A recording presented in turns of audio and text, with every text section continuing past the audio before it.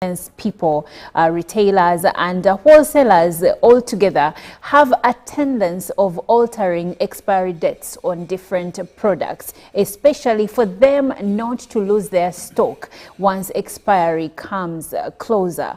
But this has bigger effects onto the general population that consumes some of these goods.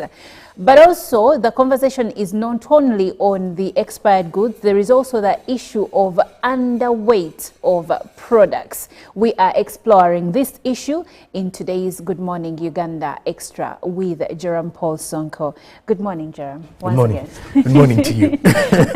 You're right? I'm good. I'm doing okay. So, before we started this conversation offline, I was speaking about some of the products that we consume, and in most cases we don't even know that either they're expired or that we are not consuming the actual product. Now, before we delve into this conversation, tell me about that story. You know, even while we were seated there having a conversation, you asked me a very, pretty question, I should say. A tempting one when you ask that, how often do I check on the expiry date of a product before I consume it? Yes. And the truth is, I think I am a victim of people who, let's say I've been a victim at times of expired goods, because I only check. Okay, most of the times I only check when I've noticed there is, if it's an edible, I only check when I feel like the taste has changed. The taste is different. Or if it's, let's say, something to use at home, if at all I'm seeing it's less effective, or even its color. So tell us the story about Imperial Leather. And the story about Imperial Leather, there was a picture on social media that was viral, and an individual shared the story of Imperial Leather. And we all know the sticker of Imperial Leather. It never goes off. It never goes off. Yes. And this is not coming off as an advert. No, it's not. But it never goes off. Yes. Not until the soap is completely used. But this person had only used it for maybe close to a week. And she shared the picture online, and she was asking, is this real Imperial Leather? Now, as someone who uses the soap, I was also forced to check on mine and see. And I realized it is not. Or it is a fake product, or it's a fake Imperial Leather on the market. Now, coming back on Monday rather, UNBS revealed to the public to be very vigilant about the products we are using. That some of these products are expired, and there are quite many. Yes. And then, like you've mentioned, the issue to do with underweight. Yes. Because I won't say overweight. There is no business person who could do such a mistake. Underweight products. Yes. And this is something that has become so common in the Ugandan market, because one of the reasons may be we rarely put our attention to it. Now, the reason why I started with asking Jerome to reshare that story he shared with me off air was for us to delve into this conversation.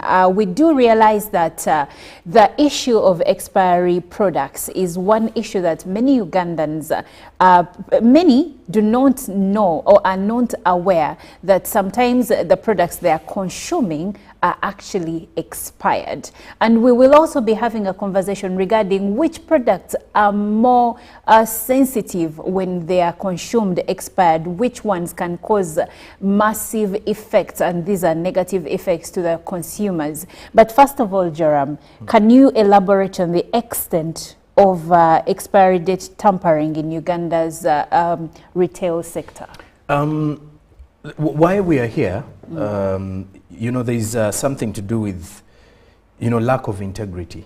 I think I should start from there.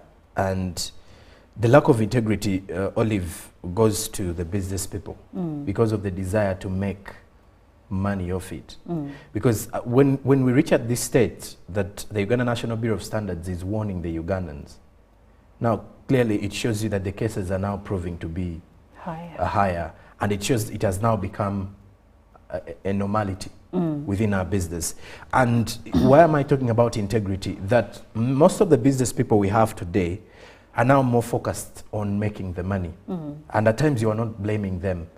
Why? Because when you look at the entire value chain at times, because of the taxation or because of low business sales, some people fail to actually maximize on the money, or rather to maximize on the goods they have and make money out of it. Imagine you've bought a full container of products that are supposed to be sold in a month, and because you fail to clear taxes, they're going to be held at customs, for example. Yes. And if they're going to be held there for a month until you get the money, by the time they come out, a product which is supposed to, to expire in a year's time, maybe the container has been stuck at revenue for 6 months. Now, once they hit the market, the chances are very minimal for you to sell that product in the next 6 months of the expiry time. To beat the expiry. Okay. So during such a time, many of the traders realize that now they will have to mix these products to recoup their money. Exactly. They end up mixing the products with products that have longer expiry dates. Now, because they do know that I do understand that if you also go to a supermarket, at times you don't want to pick the first product. Really? Most of us never pick the product at the front of the shelf because in business, some of the shelf controllers or in supermarkets, you realize a product that is close is one that they bring in front, because at least that may have 6 months or a year. Now you would want to put the one that is just new on the shelf behind. Now most people will definitely come and look. So what most of the people do is to mix every product. So when you're mixing, someone will just pick behind, because they know no one is going to pick the front one. They will then pick in between the last product. Where have I been for the last 30 plus years? When you're mixing these products, yes.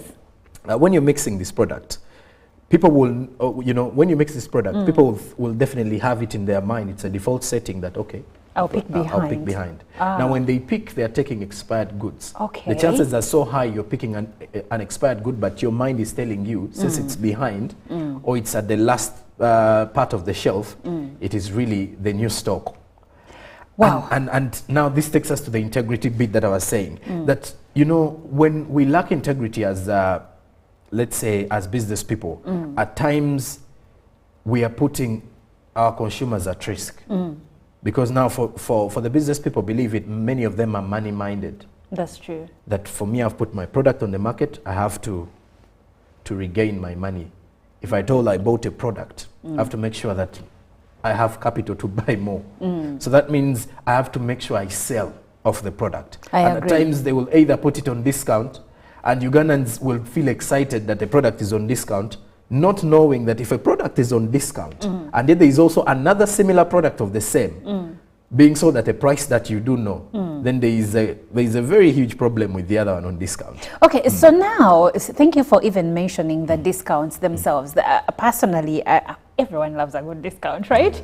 And there is a supermarket in Bugolobi, I won't mention the name. They have very nice products, authentic, and every time you enter it the discounted products are normally well placed near the entrance of the supermarket. So when you come in, you find, let's say, Nescafe, which is usually, let's say, 35,000. It's at 12K. Are you going not to take it? I'm definitely going to take it, because, like we shared, at times we are not, because some of us who are consuming these products are also mindful of our wallets.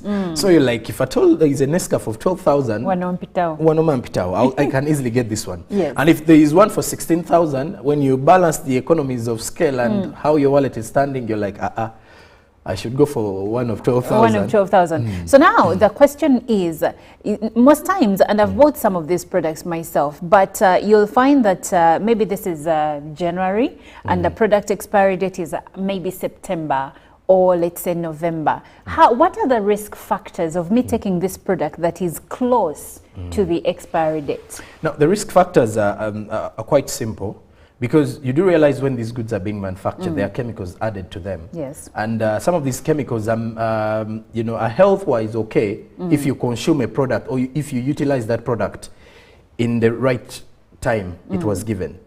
Now, we've all noticed that if at all a chemical that is put in a product is also, you know, given a time for its, because most of these products are to keep or to preserve these products. For example, if it's a soda, most of the people who work in, you know, in these soda companies will easily tell you that they don't want to consume these sodas because of the chemicals they use to preserve the food, to preserve. And if at all you've got to have some, to smell the scent of an expired soda, you will also feel it, and you will actually get worried of what we consume. Okay. So when you look at consuming a product that is close to its expiry date, the truth is, a few months, you know, a few months to the expiry date, or even during the expired time, you realize that it's not the same product. We've all seen the molds that are always on a loaf of bread. Okay, bread is very sensitive, but still, Jerome, on the same issue. On the same issue. Now, let's look at, okay, let me give an example of, let's say, detergent. Okay. You know, at times, most people look at detergent, and the best way we notice that the detergent is powerful, or it is functioning well, or it is giving us the results we have seen on an advert, is if you feel its scent, and then also the bubbles, if the bubbles are coming in. The chances are very minimal. Yes. If a product, and you know, the chances are very minimal for this product to produce the same aroma.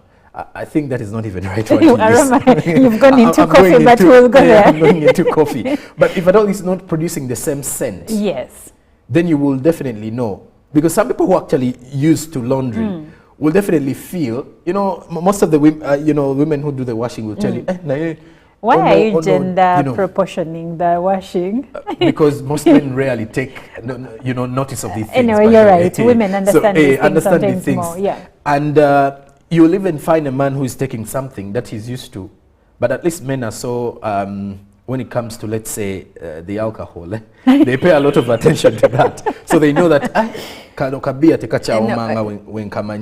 Jerome, I will confess, all my years of buying soap, detergent, I have never looked at the expiry date of soaps. So which brings me, but actually before it takes me to the next question. The beauty, why you don't look at that is because even the time you consume soap and detergent is very, even if you buy it a month to expiry, within 1 month you've washed clothes. And still a month to expiry, weeks to expiry, days to expiry. There are products where you see, where they say consume by this date, or expiry date, this one. But then there is another, I once landed on a debate which said that they give you the expiry date to know the period within which to consume this product, but sometimes for certain products you can go a little past there's some products that you can go past. For example, soap, detergent.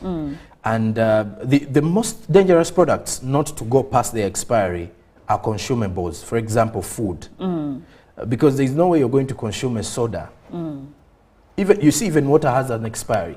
Surprisingly, drinking water. The one that is packaged. Yes, the one that is packaged has an expiry date, though it is longer than the other consumables. And then you also look at, let's say, cake. Okay, food is very sensitive because at least for it, even the taste changes. Yes. But there's also a reason as to why we are having these products on the market. Let's talk about the law enforcement and the regulation. Yes. Olive. You see, what UNBS is doing is the regulation and law enforcement. And of course, at times UNBS does country tours going into the markets.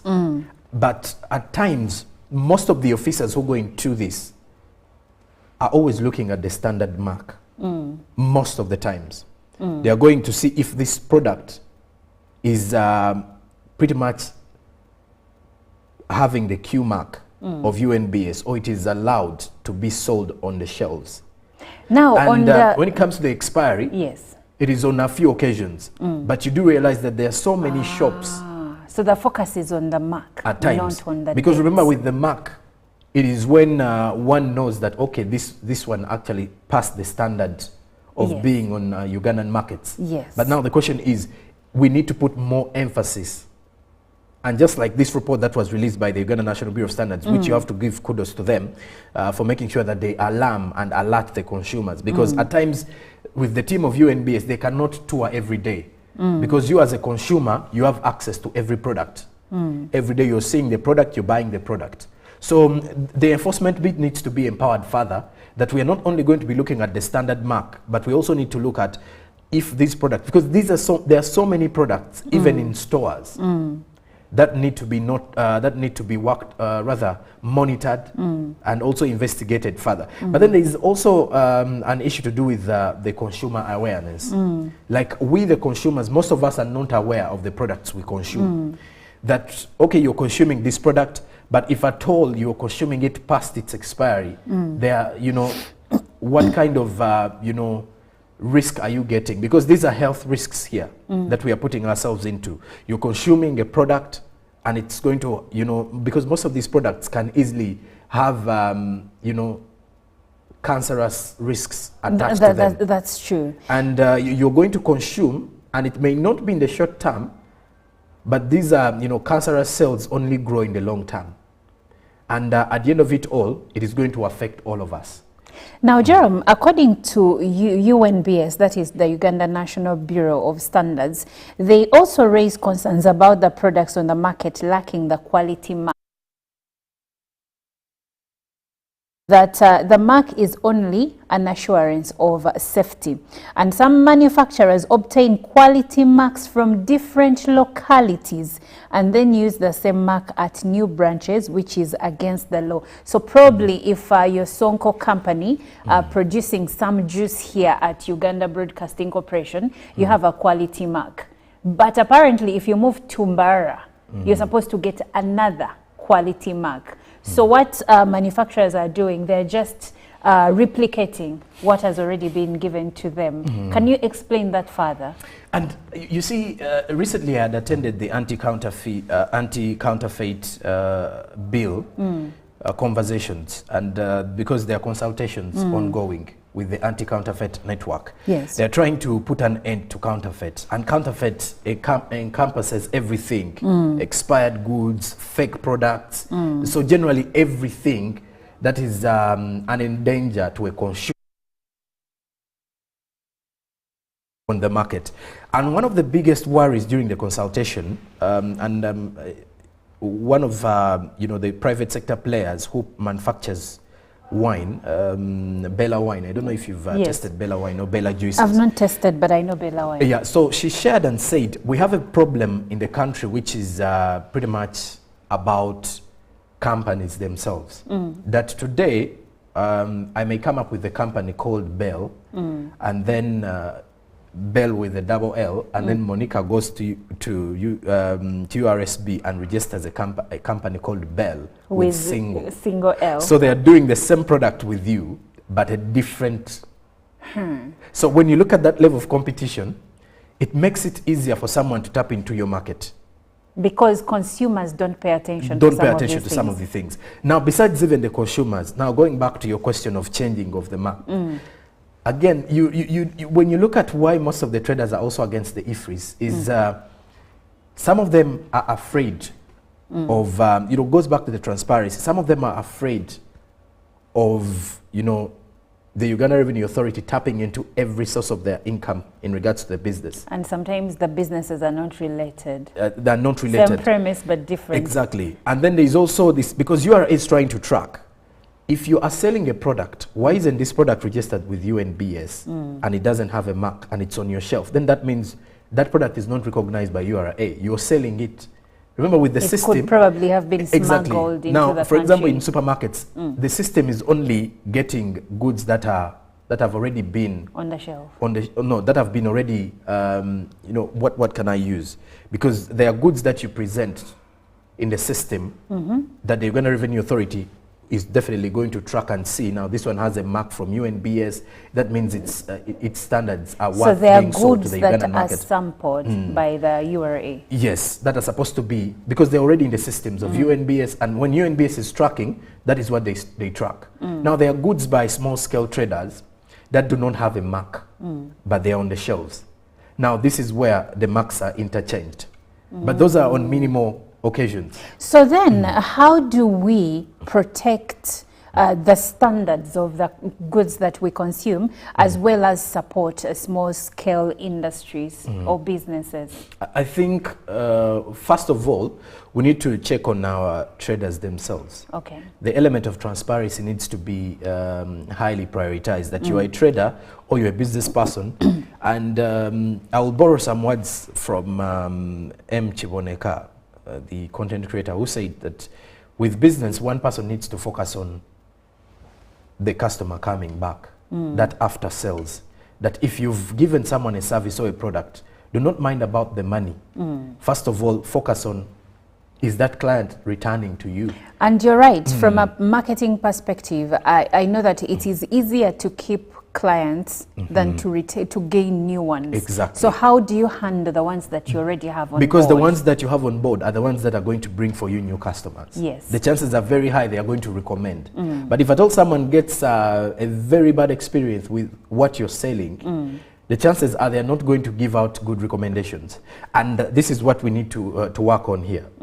And then also the consumer awareness. And UNBS has already started with the exercise that now the kind of awareness is going to media platforms, reminding Ugandans to check on the goods. And we are already doing the awareness. And we're also doing the awareness now. That consumer awareness is very critical. You are a consumer, you're buying a product. There is a reason as to why the manufacturer, because I wanted to put this picture to the manufacturer, but I realized the manufacturers at times are not to blame when it comes to expiries. They will make the expiry. It is mainly the retailers. It's mainly the retailers and the wholesalers, yes, because they are in the value chain to give it to the consumer.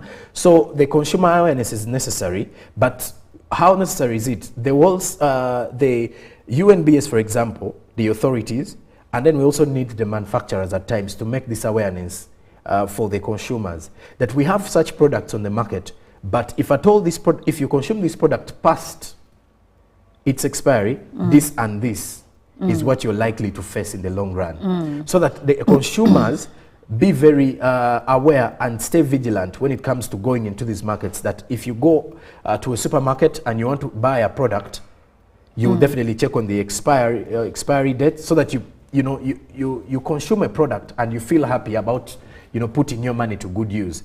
Because if you ever experience a fake product, that is when you will curse, the person who sold it to you, because you will be pissed, you will be, frustrated. First of all, you realize that you've been scammed. I've ever experienced, by the way, you won't even believe it, a fake product in terms of water, packaged Renzori water. There is a time when they were going through actually issues. So many bottles. Exactly. Apparently, they get a syringe and put the water into the bottle through the back. But the company had to rebrand and put more safety measures in place to ensure that the water was okay. Now, I asked you earlier about some of the foods that can be eaten within the expiry period or even shortly after, because apparently some foods are more shelf stable than others. So examples here, I have foods that might be okay after the expiry date. There is the pasteurized milk, cheese, and yogurt. So the pasteurized milk, we're talking about the long life milk, right? Long life milk, yes. But don't keep it for 5 months, because Olive said no. With the pasteurized milk, again, these things also have some luck with it. Yes. Because the people have consumed them even before. Because, with these delicate products, for example, dairy products, there are goods that actually expire 2 days to the expiry. I think it goes back to handling. How were you handling, safekeeping? Yes, so the other food is non-perishable foods. Then there is eggs, there is bread. Because, by the way, you will buy a loaf of bread and it's supposed to expire. Let's say you've bought it on Monday and it's the expiry date says you can consume it within 3 days. But you can actually eat that bread a few days later if you've been keeping it well. But there is a big if on the handling and keeping. I'll give my experience with working with a supermarket in the sales and shelf. One thing that we used to do, in a supermarket? I worked with Shell for 2 years. It seems like every person in their senior six back wants exactly, that was my Form 6 I vacation. also did in my senior six back. And what we used to do during that time is that we used to check most of these products. Yes. And even with yogurt, because at times, how do you notice that yogurt has expired even before the expiry date? At times, they always leave space within the tins. And at times, you'll find it almost exploding. And it starts expanding. On top. Then you know. Then you know. And then for milk as well, this packed fresh milk, you'll find the pack. Remember, the pack is not supposed to be too tight.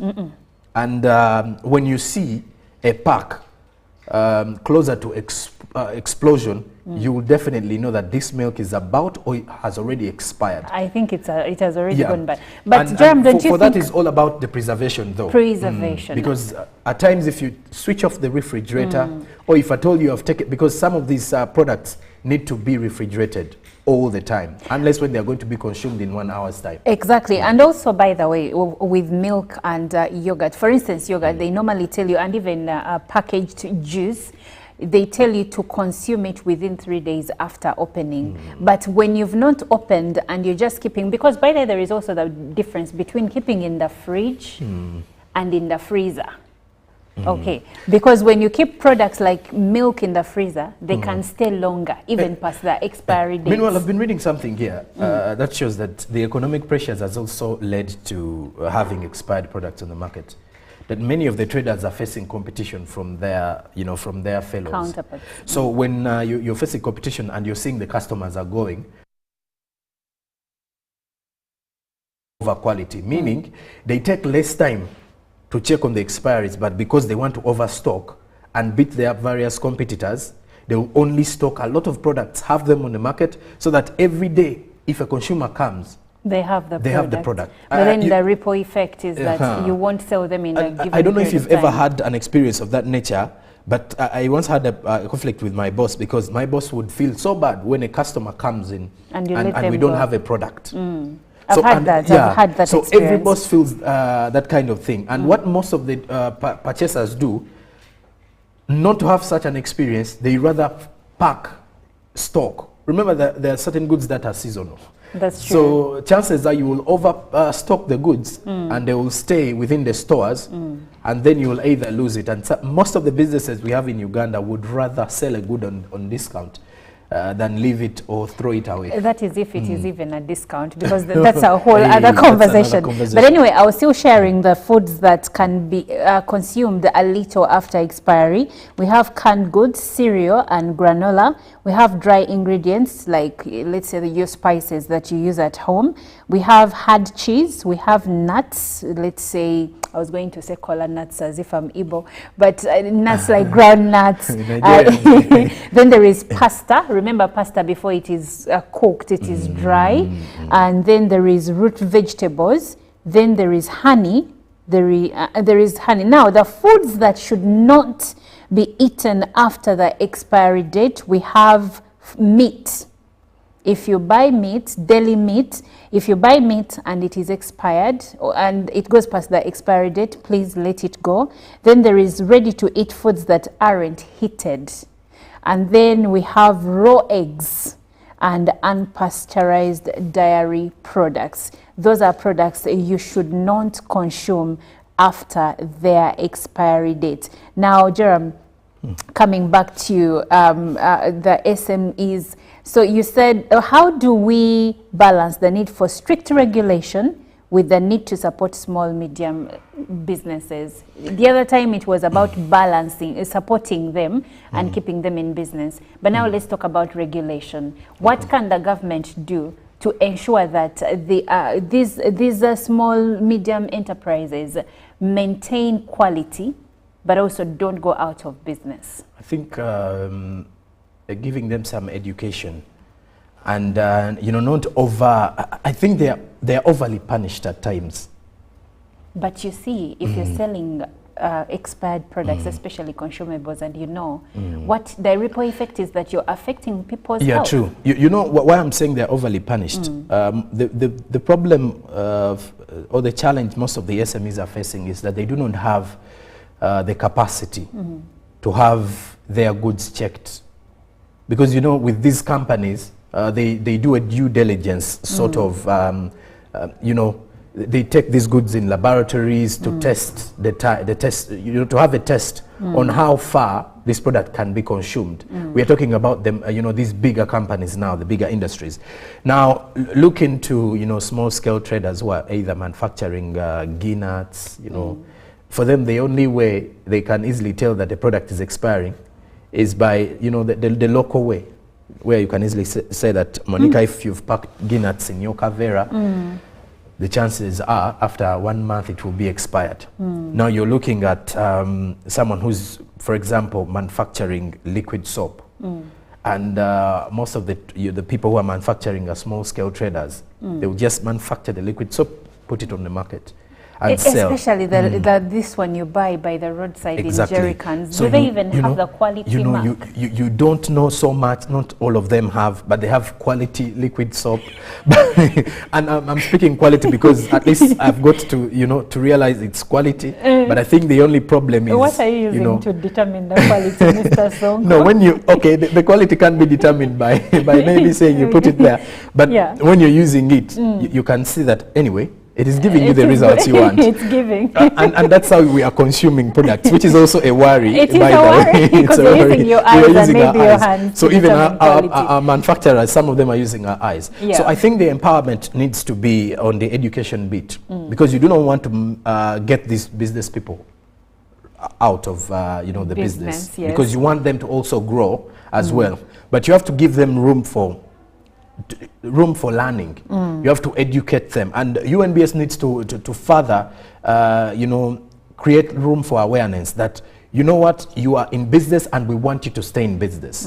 But if you're selling a product of this nature, how sure are you that it's it has no health effects on our consumers if it has been consumed past this time? And how do you try, like how do you check on the quality of this product? How then do we determine that this product can actually stay this test of time? These are conversations that we need to have to empower, because I think empowering the small scale goes way beyond even giving them capital. You need to have, you know, you have to have a proper understanding of effects, negative that and you positive. have products and you're not only looking at the Ugandan market, because we have so many foreigners in the country who also consume these products. Also, as a person running a business, you're looking at expanding, but you cannot expand into other markets. You're not making sure that you're looking into all these things. Now, UNBS highlighted some hotspots for the expired products and underweight products. For instance, for the underweight products, they found underweight sugar and bread, super loaf bread in Mbarara district. But then coming back, they identified hotspot areas like Kampala, Wakiso and Mukono. So what specific challenges might these areas pose in terms of regulation? And the underweight, you know, the underweight bread, that was also something that was making rounds on social media, because someone took a picture. And you know, the funny part about Ugandans was some people were mocking the person who took the chance to weigh, because they were saying, but the economy is hard, how can you have time to weigh a loaf of bread? But I mean, people are really mindful of their money. But so, you see, if you're buying sugar all the time, you can feel. So this person felt like the weight of the bread was no longer weighting. It was no longer, you know, heavy as he was expecting it. Imagine buying a kilogram of bread and you feel like, this is not a kilo. But hasn't it happened to you? It happens a lot. Let me give you another example. Meat. You go to the butchery to buy meat. And you look at the kilogram that they're giving you today. You're like, is this really? And you know, UNBS has over the years been fighting the weighing scales that are on the market, having that problem of weighing scales. And you look at, you will look at someone having, let's say, a 1 kilogram weighing stone. And you're like, it's 1 kilogram. But there is something wrong with what has been weighed. So you know what I do lately? I have resorted to only buying meat in butcheries that have the electric weighing scale, where you can easily see everything weighing. But you know, the problem is not all the butcheries have let's say, the capacity. I understand, but especially these others in the suburbs, you will get to realize that some of them don't really have, unless when someone has been in the industry for some time and they are willing to, you know, modernize everything they do. I hear you, but I've realized that when I buy from the others that have the electric weighing scales, my meat, your meat is heavier. The economy and is you know, high. you've talked about the challenges that most of these areas, Kampala, Wakiso, face when it comes to monitoring. We have the population here is too high, and it's, you know, it's growing because of the fact that there are so many social services available within these urban centers. Yes. Now, many of the manufacturers, which is quite unfortunate, are using this chance, because when it comes to the bread, the issue of by the issue to do with underweight, it's not to do with it's not probably an issue to do with the wholesalers at times. It goes back to the manufacturers. Though even the wholesalers, it's predicted. But during transport, the wholesalers and they actually also check on the tamper. weights and tamper to try and make their goods even, you know, to work on the, to make sure that the quantity is even more than what they purchased. Well, and the problem, I think, to me, is because of the higher population and because these manufacturers or even wholesalers want to beat the competition and make sure that they appease the entire clientele. They end up messing around. What comes to my mind is having let's say two, you know, you've gone to village shops where you have two retail shops next to each other selling the same products, but then there is one home to whom everyone is lining. You know those shops. Let's say Mulangira, you know, they normally have those. There's always that Mulangira by there. There's also Mulangira along Entebbe Road Mosoga, there. Yes. So you go and everyone is buying from them, but you also have the same products. So what do you do? And I think in that instance, that's how someone ends up with expired products, but they need to sell them. I have a few views that are coming through, and Michael Birungi, watching from live from Chenjojo, says thank you for the presentation. And then he didn't leave his name, but says the expired goods on the market is a problem of many African countries, and he says the law enforcers must take this problem very seriously. This one is Ogwang from Toro. He says, help me tell Sonko not to forget the big bomb, corruption between UNBS bosses and the businessmen. It has also caused us to consume expired goods. This is an allegation. Let me just get into that conversation. It's from just on that comment. Toro, yes. And even during the stakeholders, you know, engagement, as the consultations for the anti-counterfeit bill are ongoing, the last consultation was in Kampala. And many of the private sector players blamed some of the authorities, especially URA, UNBS, and of course this was a blame that they were saying that there are some corruption scandals that happen, especially among the officials, that allow some of these goods on the market. That someone comes on the shelf and sees that the product is expired or about to expire. Instead of cautioning the other person or penalizing them, they are bribed. And of course these are allegations, but these are cases that are also moving around within town. Okay, and this one says food in Uganda supermarkets is scary. We need to take a visit to the Cancer Institute in Mulago. Again, these views are views of our viewers. They are not the views of the Uganda Broadcasting Corporation. Then this one says Nicholas Yokale from Bukasa Muyenga says, good morning and thanks for the good morning extra segment. There needs to be sanctions against those persons or entities who sell these expired goods on the market. Deterrents are a key necessity. Now, Jerome, as we close, this is where I want to get your perspective on the way forward. Well, the way forward is ensuring that we have the anti-counterfeit bill passed into law, because it is going to safeguard a lot of people, especially consumers, and then even people who are selling genuine products. Yes. Because as much as we're talking about expired goods on the market, there's an element of counterfeit everywhere. You're either consuming a fake product, you're either using fake lotion, you're either using, you know, fake soap. So you're at the risk of skin cancer, you're at the risk of cervical cancer, because some of these are medicines, by For the example, way. even you do realize that the worst bit is that even in pharmacies, we have people who are selling expired drugs and even fake drugs that are not even effective at all. For example, contraceptives. And many people are consuming these contraceptives. Pregnant, yet they say, I took the morning after pill, I've been on the pill. Because they don't even have information about some of these. So I think if at all we have this bill, the anti-counterfeit bill into law, the chances are so high that we shall have some protection, because the consumers will be protected. That means the manufacturers will be very worried, because at any one moment, if at all you're manufacturing a fake product, someone can easily sue you. And if at all, and for the retailers as well, if at all you're dealing or selling fake products, trying to to lure people, then someone who's selling the original can easily sue you for trying to beat competition in an unfair way. So we really need to look at that. But also, this goes to us, the consumers. We really need to take more caution on the kind of products we consume.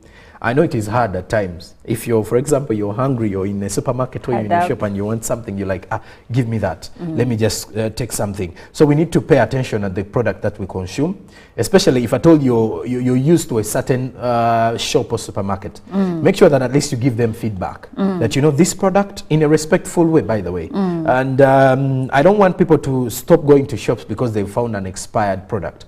At times, because the people who run these businesses are also humans, they may not have taken time to go and monitor or pay attention to the products they have on shelves.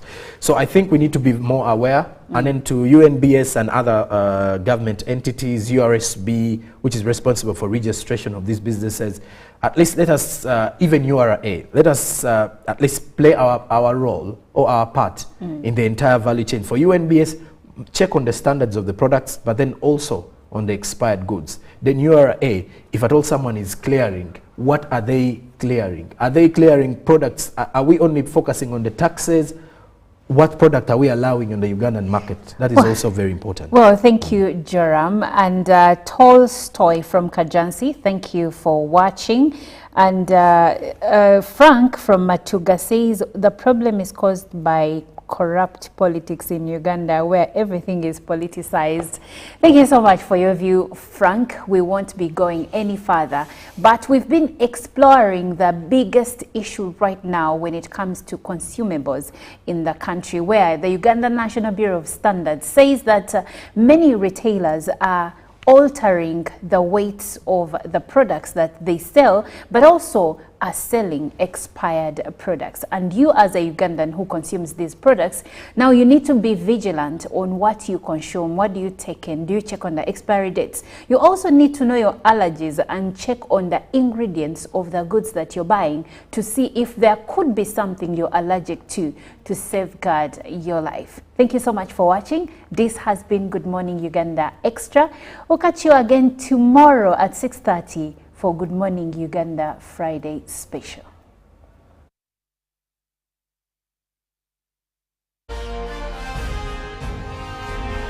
Live from